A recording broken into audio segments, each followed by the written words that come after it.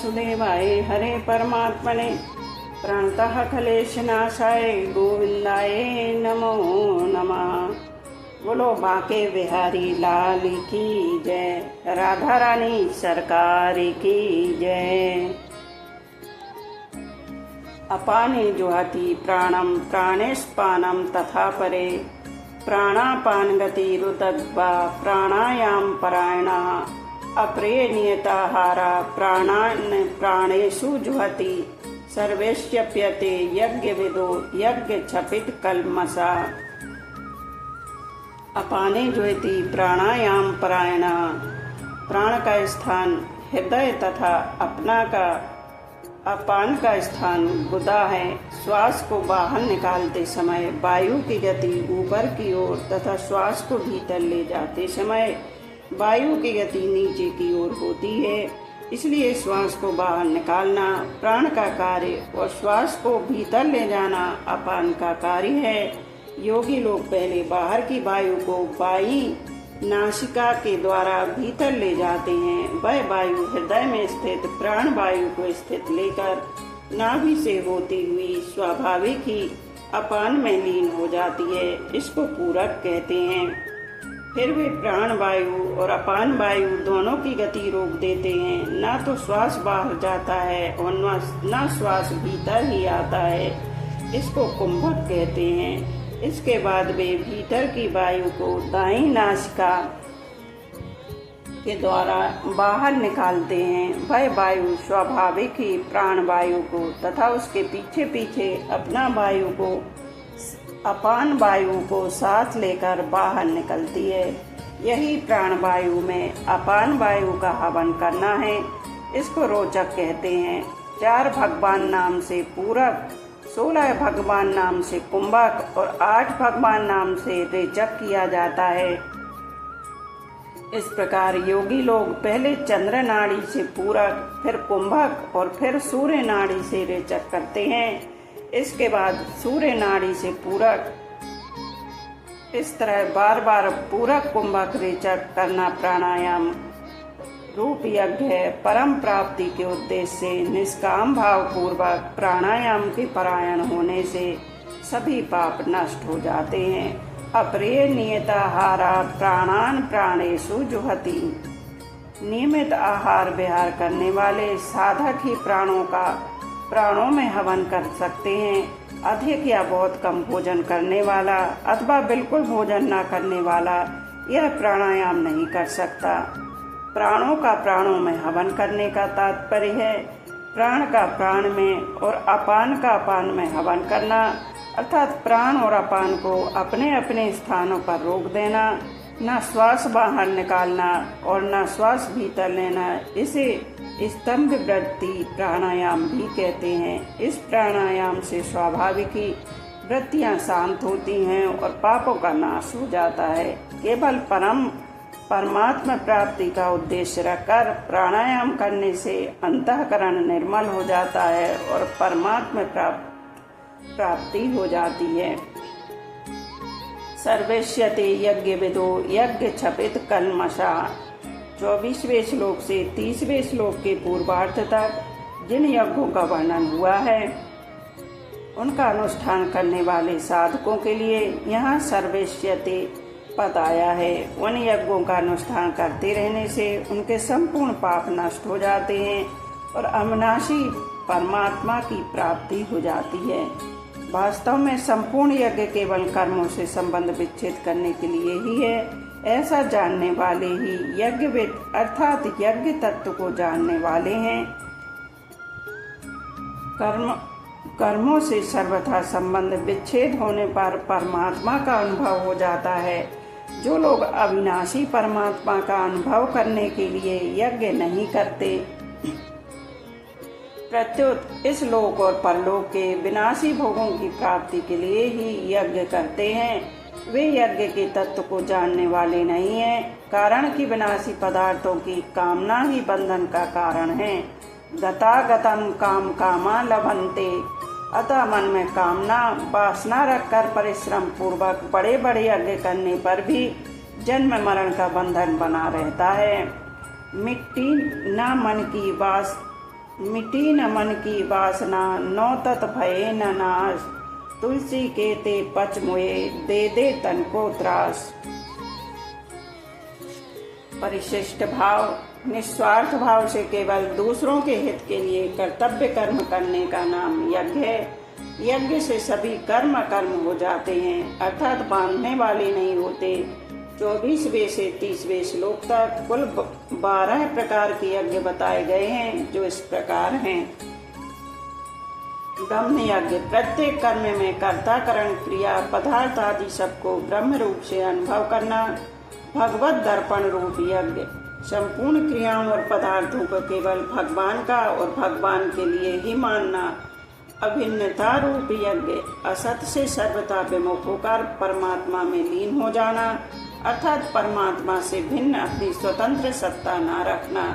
कर्तव्य कर्म रूप यज्ञ, केवल दूसरों के हित के लिए संपूर्ण कर्तव्य कर्म करना। संयम रूप यज्ञ, एकांत काल में अपनी इंद्रियों को विषयों में प्रवृत्त न होने देना। विषय हवन रूप यज्ञ, व्यवहार काल में इंद्रियों का विषयों से संयोग होने पर भी उनमें राग द्वेष पैदा न होने देना। समाधि रूप यज्ञ, मन बुद्धि सहित संपूर्ण इंद्रियों और प्राणों की क्रियाओं को रोककर ज्ञान से प्रकाशित समाधि में स्थित हो जाना। द्रव्य यज्ञ, संपूर्ण पदार्थों को निस्वार्थ भाव से दूसरों की सेवा में लगा देना। तपो यज्ञ, अपने कर्तव्य के पालन में आने वाली कठिनाइयों को प्रसन्नता पूर्वक सह लेना।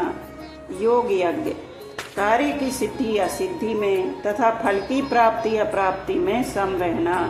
स्वाध्याय रूप ज्ञान यज्ञ, दूसरों के हित के लिए सत्य शास्त्रों का पठन पाठन, नाम जप आदि करना।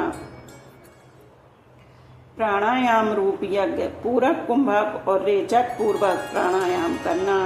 स्तब्ध वृत्ति, प्राणायाम रूप यज्ञ, नियमित आहार करते हुए प्राण और अपने को नियमित आहार करते हुए प्राण और अपान को अपने अपने स्थानों पर रोक देना। इन सब का तात्पर्य है कि हमारी मात्र क्रियाएं यज्ञ रूप ही होनी चाहिए, तभी जीवन सफल होगा। तात्पर्य है कि हमें अपने लिए कुछ नहीं करना, क्रिया और पदार्थ के साथ हमारा कोई संबंध नहीं है। हमारा संबंध परमात्मा के साथ है, जो क्रिया और पदार्थ से रहित है। संबंध 24वें श्लोक से 30वें श्लोक के पूर्वार्ध तक भगवान ने कुल 12 प्रकार के यज्ञों का वर्णन किया और 30वें श्लोक के उत्तरार्ध में यज्ञ करने वाले साधकों की प्रशंसा की। अब भगवान आगे के श्लोक में यज्ञ करने से होने वाले लाभ और ना करने से होने वाली हानि बताते हैं। यज्ञ शिष्टामृत भुजो यान्ति ब्रह्मा सनातनम, नायम लोको यत्तस्य यज्ञस्य कुन्तुस्य कुरु सत्तम। यज्ञ शिष्टामृत भुजो यान्ति ब्रह्मा सनातनम, यज्ञ करने से अर्थात निष्काम भाव पूर्वक दूसरों को सुख पहुंचाने से समता का अनुभव हो जाना ही यज्ञ शिष्ट अमृत का अनुभव करना है। अमृत अर्थात अमरता का अनुभव करने वाले सनातन पर ब्रह्मा परमात्मा को प्राप्त हो जाते हैं। स्वरूप से मनुष्य अमर है, मरने वाली वस्तुओं के संग से ही मनुष्य को मृत्यु का अनुभव होता है। इन वस्तुओं को संसार के हित में लगाने से जब मनुष्य असंग हो जाता है, तब उसे स्वतः सिद्ध अमरता का अनुभव हो जाता है। कर्तव्य मात्र केवल कर्तव्य समझकर किया जाए तो वह यज्ञ हो जाता है। केवल दूसरों के हित के लिए किया जाने वाला कर्म ही कर्तव्य होता है। जो कर्म अपने लिए किया जाता है वह कर्तव्य नहीं होता, प्रत्युत कर्म मात्र होता है जिससे मनुष्य बंधता है। इसलिए यज्ञ में देना ही देना होता है, लेना केवल निर्वाह मात्र के लिए होता है। शरीर यज्ञ करने के लिए समर्थ रहे, इस दृष्टि से शरीर निर्वाह मात्र के लिए वस्तुओं का उपयोग करना भी यज्ञ के अंतर्गत है। मनुष्य शरीर यज्ञ के लिए ही है, उसे मान बढ़ाई सुख आराम आदि में लगाना बंधन कारक है। केवल यज्ञ के लिए कर्म करने से मनुष्य बंधन रहित मुक्त हो जाता है और उसे सनातन ब्रह्मा की प्राप्ति हो जाती है। नायम लोकोस्य यत्यस्य यज्ञस्य कुंतोस्य कुरु सत्तम। जैसे तीसरे अध्याय के 8वें श्लोक में भगवान ने कहा कि कर्म ना करने से तेरा शरीर निर्वाह भी सिद्ध नहीं होगा, ऐसे ही यहाँ कहते हैं कि यज्ञ ना करने से तेरा यह लोक भी लाभदायक नहीं रहेगा। फिर परलोक का तो कहना ही क्या है। केवल स्वार्थ भाव से कर्म करने से इस लोक में संघर्ष उत्पन्न हो जाएगा और सुख शांति भंग हो जाएगी तथा परलोक में कल्याण भी नहीं होगा।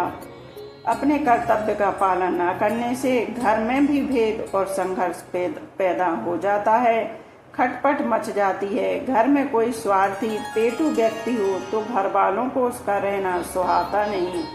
स्वार्थ त्याग पूर्वक अपने कर्तव्य से सबको सुख पहुंचाना घर में अथवा संसार में रहने की विद्या है। अपने कर्तव्य का पालन करने से दूसरों को भी कर्तव्य पालन की प्रेरणा मिलती है। इससे घर में एकता और शांति स्वाभाविक आ जाती है। परंतु अपने कर्तव्य का पालन न करने से इस लोक में सुख पूर्वक जीना भी कठिन हो जाता है और अन्य लोगों की तो बात ही क्या है। इसके विपरीत अपने कर्तव्य का ठीक ठीक पालन करने से यह लोक भी सुखदायक हो जाता है और परलोक भी। इसी अध्याय के 16वें श्लोक में भगवान ने कर्मों का तत्व बताने की प्रतिज्ञा की थी। उसका विस्तार से वर्णन करके अब भगवान उसका उपसंहार करते हैं। बोलो राधे राधे। एवं बहुविद्या यज्ञा वित्ता ब्राह्मणों मुखे कर्म जान विद्धि तांस वर्णानेवं ज्ञात्वं विमोक्ष्यसे। एवं बहुविद्या यज्ञा वित्ता ब्राह्मणों मुखे। 24वें से 30वें श्लोक तक जिन 12 यज्ञों का वर्णन किया गया है उनके सिवाय और भी अनेक प्रकार के यज्ञों का वेद की वाणी में विस्तार से वर्णन किया गया है। कारण कि साधकों की प्रकृति के अनुसार उनकी निष्ठाएं भी अलग अलग होती हैं और तदनुसार उनके साधन भी अलग अलग होते हैं। वेदों में सकाम अनुष्ठानों का भी विस्तार से वर्णन किया गया है, परंतु उन सब से नाशवान फल की ही प्राप्ति होती है, अविनाशी की नहीं।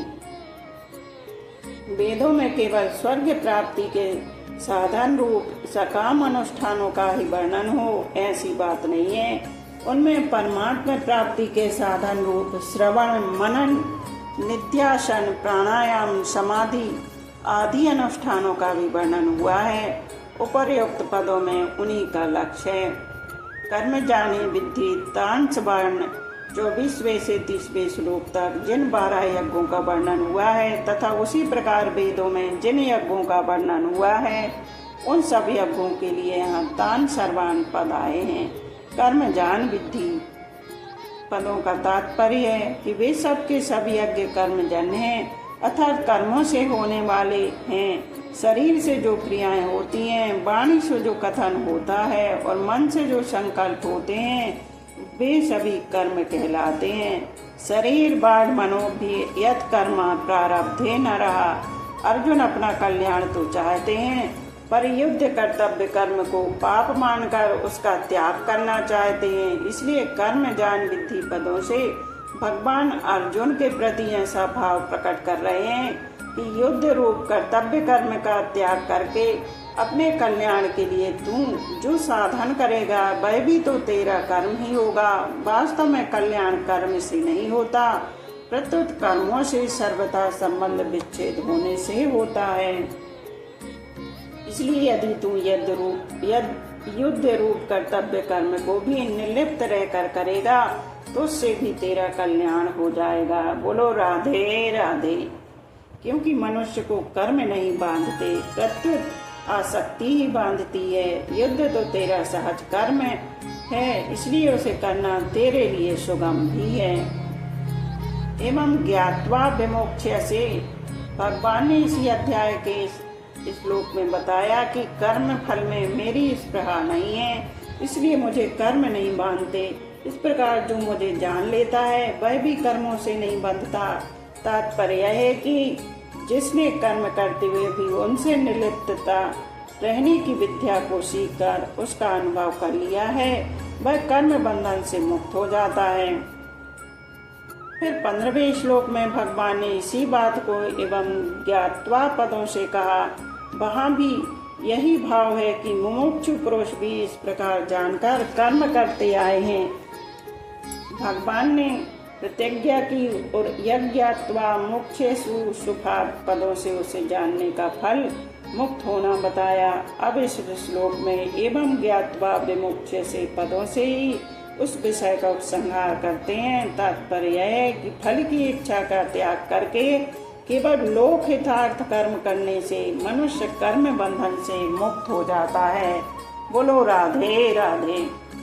संसार में असंख्य क्रियाएं होती रहती हैं, परंतु जिन क्रियाओं से मनुष्य अपना संबंध जोड़ता है उन्हीं से वह बंधता है। संसार में कहीं भी कोई क्रिया हो, जब मनुष्य उससे अपना संबंध जोड़ लेता है, उसमें राजी या नाराज होता है, तब वह उस क्रिया से बंध जाता है।